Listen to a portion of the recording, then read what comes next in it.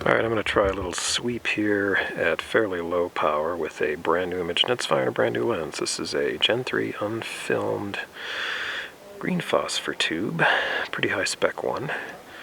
And I have a 4x Litton lens, f1.5 on the front, so it's pretty fast.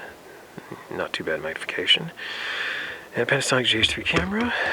Looking through the image intensifier, set to 1/80th of a second shutter. ISO is 1600. And we're just going to pan around a little. So right now we're looking kind of in the center of the constellation Scorpius. The big bright star in the middle is Antares, and it's got a star to the lower left and a star to the upper right of it, whose names I don't recall, but they're pretty bright in Scorpius. And then off to the a little bit to the right there is the globular star cluster M4, dead center in the field right there.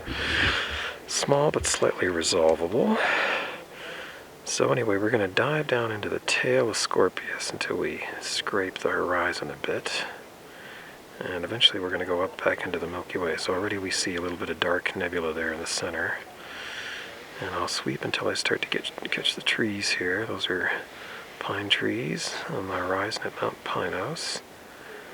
And then we're just going to start to go back up until we hit an interesting X-shaped star cluster, open star cluster right there in the middle. That's, I never remember, M6 or M7.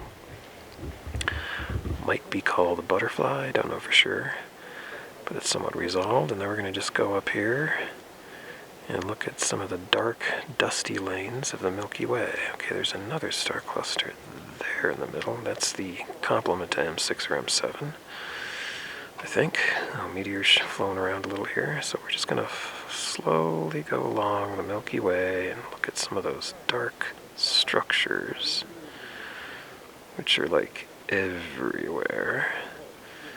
Little veins of it, and then we're coming up in the upper left, sweeping into the center is another nebula, famous, the Lagoon Nebula.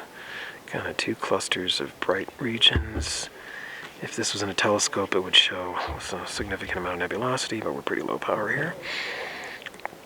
But dead center is the lagoon. If we go a little higher, just almost straight above it is the Trifid. I don't think I can make out any dark lanes, just not enough magnification. But they're sort of in the middle of the Milky Way, to the right of Sagittarius. Now we're going to come over, get into some more bright regions, complemented with dark, dusty regions, like right here. And we'll sweep up farther until we come up on the nebula M17, known as the Swan. That's pretty much, let's get that dead center right there. That's M17. Looks like a miniature half lobster with his head pointed upwards and his tail downwards. Tail would be at the 7 o'clock position. Head at the 1 o'clock position, maybe. Okay, I'll swing that to the right. More dark nebula. And then to the upper right of center, there's another nebula.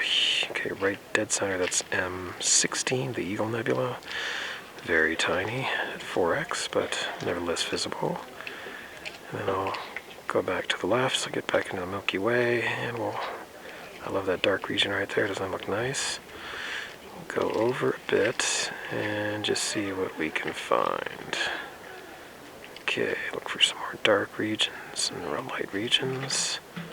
There's some more dust lanes in the Milky Way. I'm pointing up almost into Aquila, I think, at the moment, and I'm just going to go a little bit farther.